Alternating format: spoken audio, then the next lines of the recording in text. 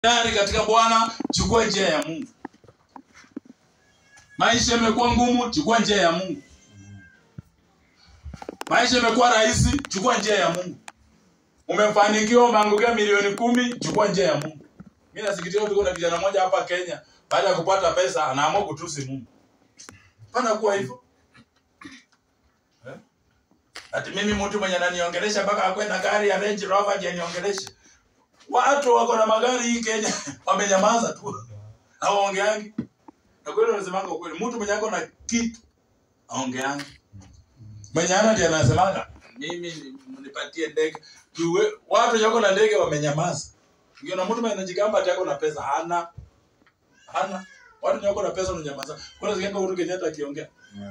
Iko watu ndio kina Macharia. Kuna watu ndetangwa wamenyamaza tu. Juzi hawezi kusema. Praise God.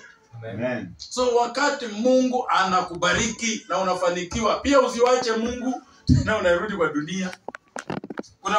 Kuna wale ambao wakiwa na shida wanawacha Mungu. Na kuna wale ambao wakiwa na raha tena wanawacha Mungu. Hapana.